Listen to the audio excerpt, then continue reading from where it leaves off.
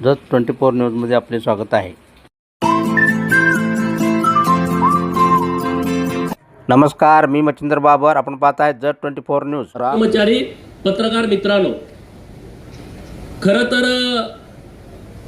1983 ला ताकारी योजनेची पहिल्यांदा मंजुरी मिळाली आणि 1984 ला मैशाळ योजनेला मान्यता मिळाली आणि तेव्हाच्या मैशाळ योजनेमध्ये फक्त कवटेमंकाळ तालुका होता आणि मग पुढे जेव्हा 1995 ला महाराष्ट्रामध्ये युतीचं सरकार आलं, 1997 ला मैशाळ योजना ही जत, सांगोला आणि मंगळवेढा या 3 तालुक्यासाठी देण्याचं सरकारनं मान्य केलं आणि तेव्हाच कृष्णा खोरे विकास महामंडळाची स्थापना झाली आणि तिथून या कामाला चालना मिळाली। कारण 83-84 ला जरी ही योजना सुरू झाली असली तरी म्हणावा असा निधी या योजनेला मिळाला नाही आणि त्यामुळे दुष्काळी तालुक्याच्या नजरा या योजना कधी पूर्ण होतील किंवा या योजना होणार की नाही होणार अशी लोकांच्या मनामध्ये साशंकता होती।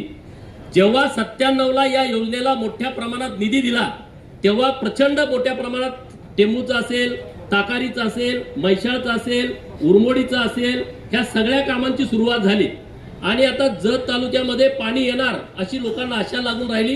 त्या काळातल्या सगळ्या लोकप्रतिनिधींनी यासाठी प्रयत्न केलाय।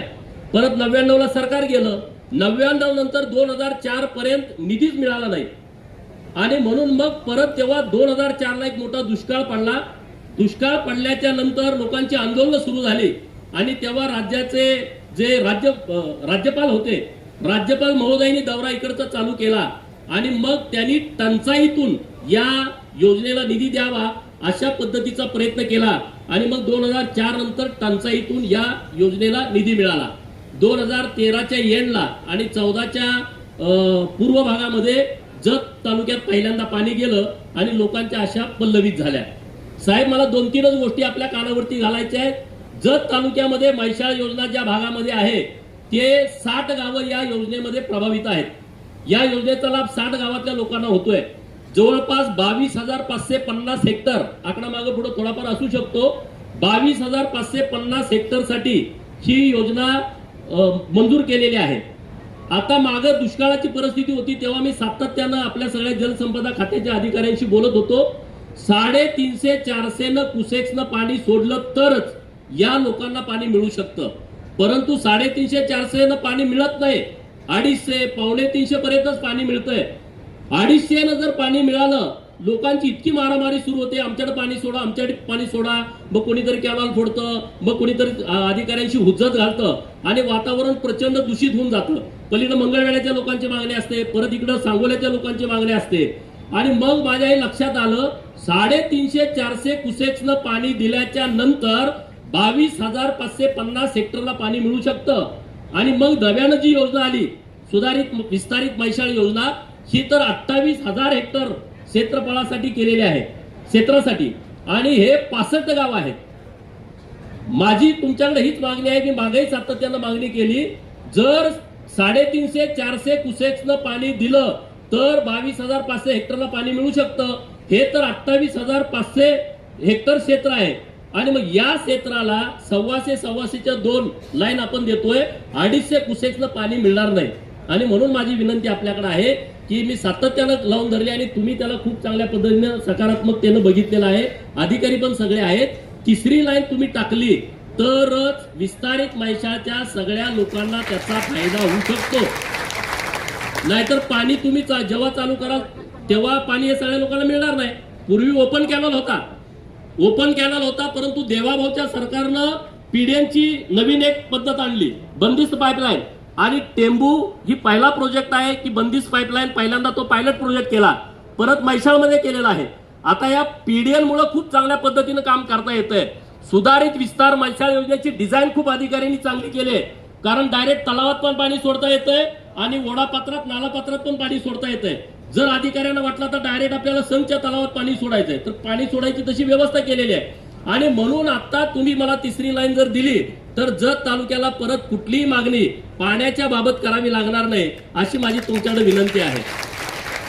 गेल्या वर्षी बजेटमध्ये 460 कोटी रुपयाचा निधी तुम्ही दिलाय, तुम्ही इतका निधी दिल्याच्या नंतर बुलेट ट्रेन सारखं काम या जलसंपदा खात्याने केलंय.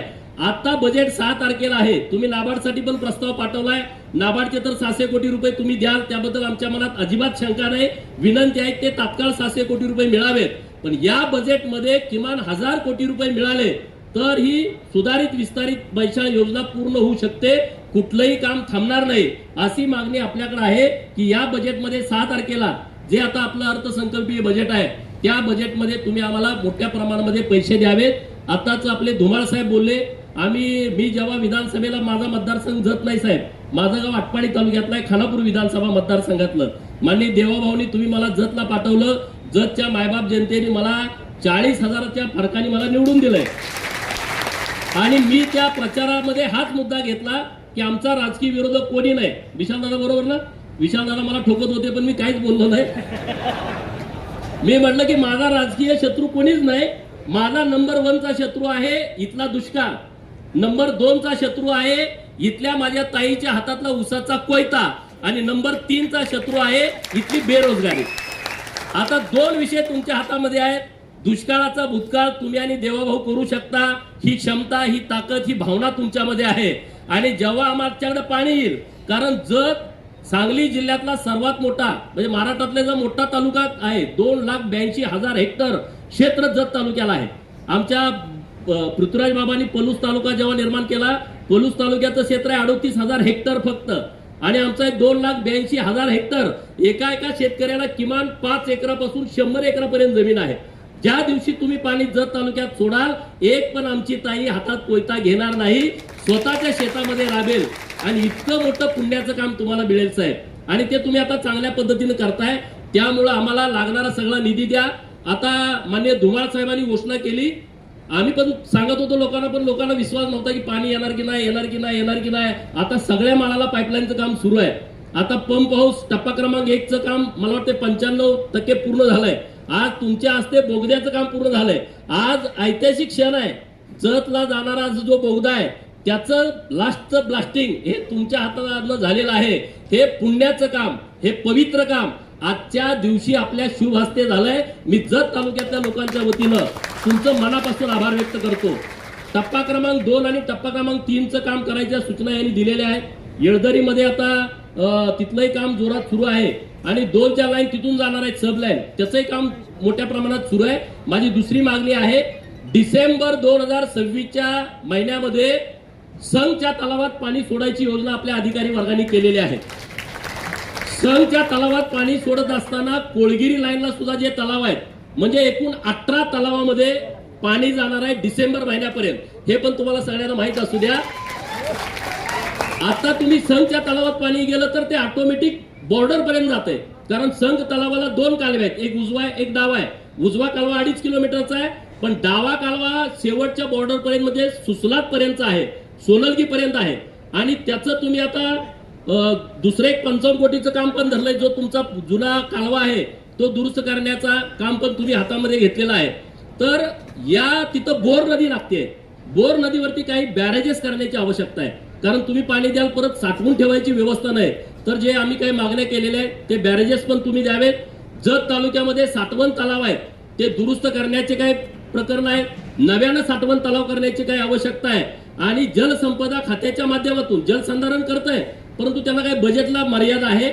जलसंपदा खात्याच्या माध्यमातून आपण जत तालुक्यामध्ये जास्तीत जास्त भांडी तयार करावीत अशी विनंती मी आपल्याकडे करतोय. माननीय देवाभाऊंचं आणि राधाकृष्ण विखे पाटील साहेबांचं मी मनापासून आभार व्यक्त करतो की गेले 30-35 वर्ष लोक पाणी येणार की नाही येणार इथून सुरुवात झालेली, आज त्यांच्या शेतामध्ये नदीचं पाणी फिरतंय. आमच्या सगळ्या माय मावल्या इकडं नदीवरती येऊन ओटी भरायच्या हळदी कुंकवानं खाना नारळानं. आज आमच्याच ओढ्या पात्रामध्ये आमच्याच नाल्यामध्ये आम्हाला कृष्णाबाईची ओटी भरायची संधी मिळते आणि ते पुण्याचं काम आपल्या सरकारच्या माध्यमातून झालेलं आहे. मागं केंद्र सरकारनं पण खूप पैसे दिले. मला वाटते 823 कोटी केंद्र सरकारनं आणि 1835 कोटी राज्य सरकारनं. तेव्हाही योजना पूर्ण झाली देवाभाऊ मुख्यमंत्री असताना.